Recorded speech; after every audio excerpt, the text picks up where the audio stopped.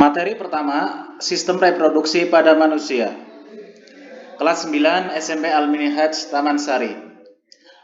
Dalam sistem reproduksi pada manusia ini, ada pertanyaan dari Ustadz Edi. Coba nanti kalian pikirkan ya, pertanyaannya apa. Ini pertanyaannya. Setiap makhluk hidup selalu bereproduksi. Mengapa? Coba pikirkan. Mengapa setiap makhluk hidup itu melakukan reproduksi? Baik itu hewan, manusia, tumbuhan, ya. Mengapa? Oke, baik. Kita lihat jawabannya ya.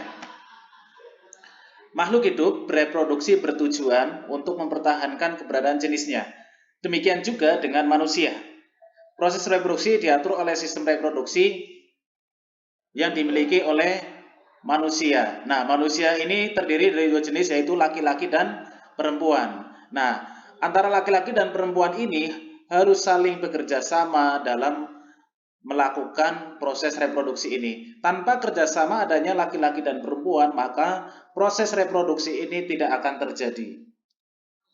Nah, materi yang akan kita pelajari dalam reproduksi ini adalah yang pertama, alat reproduksi pada laki-laki, alat reproduksi pada perempuan, pembentukan sel kelamin, baik laki-laki maupun pada perempuan, ovulasi atau pelepasan sel telur, fertilisasi, kehamilan, menstruasi, penyakit pada alat reproduksi, dan terakhir tentang sedikit kita menyinggung tentang pertumbuhan populasi manusia.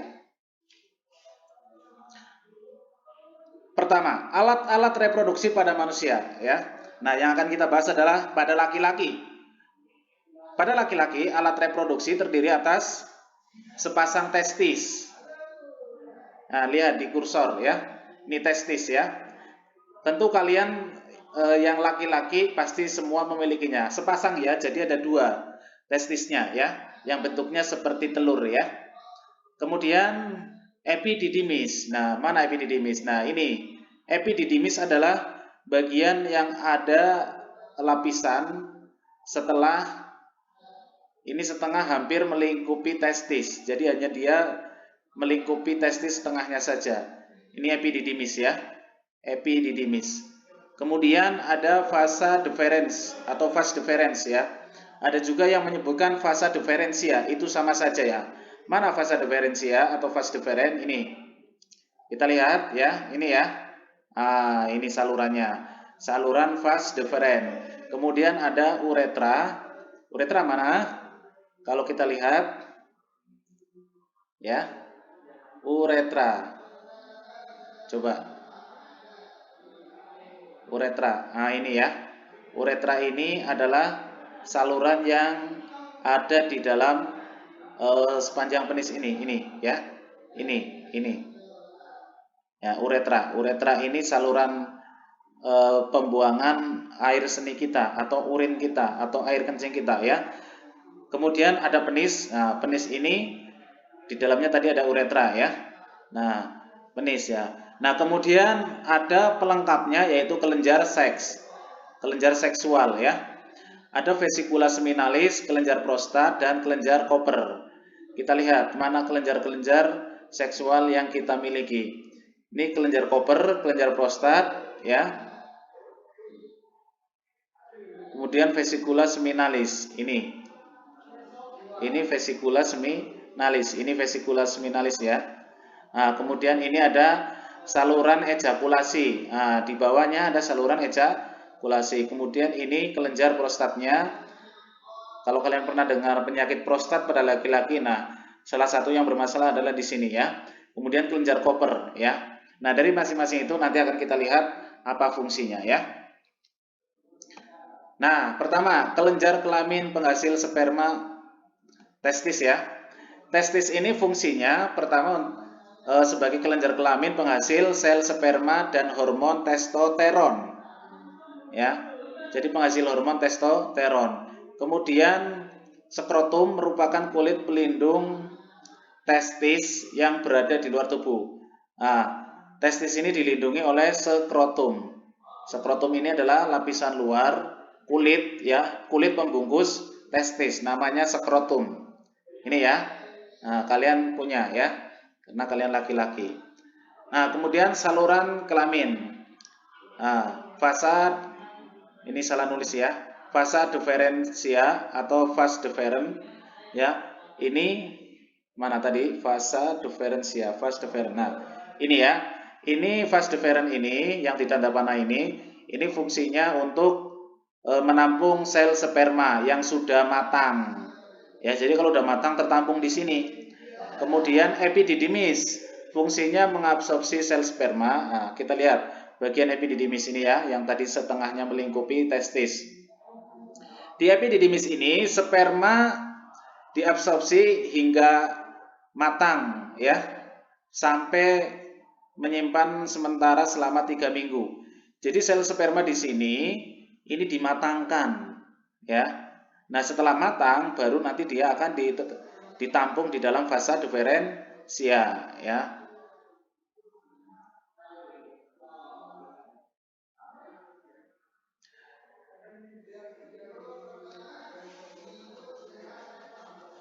Kemudian vas deferen ya. Ini saluran penghubung epididymis dengan uretra pada penis. Jadi yang tengah-tengahnya ya. Jadi ini masih sepanjang ini masih namanya vas deferen ya. Nah, oh ya tadi yang fasa eferensia ini sebelum vas deferen, berarti di sini tadi ditampungnya ya. Sepanjang ini ya. Nah, kemudian uretra merupakan tempat pengeluaran sel sperma dan urin. Ini uretra ya, di dalam penis. Kemudian kelenjar tambahannya, vesica seminalis. Ya, vesica seminalis. Ini ya, di sini. Vesica seminalis ini merupakan kantong semen atau kantong mani, kantong air mani yang dindingnya menghasilkan cairan lendir mengandung fruktosa ya atau gula, asam aksorbat dan asam amino sebagai makanan dan pelindung sel sperma sebelum membuahi ovum. Jadi vesica seminalis ini di sini merupakan kantong semen atau kantong mani. Jadi mani fungsinya itu untuk memberikan makanan atau gizi pada sel sperma kita agar tetap sehat dan tetap hidup ya. Dan juga sebagai pelindung.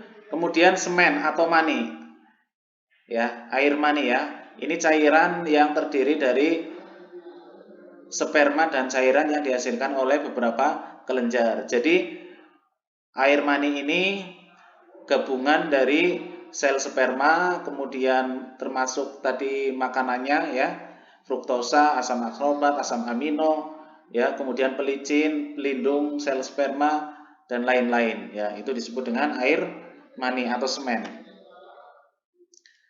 Kemudian kelenjar tambahan.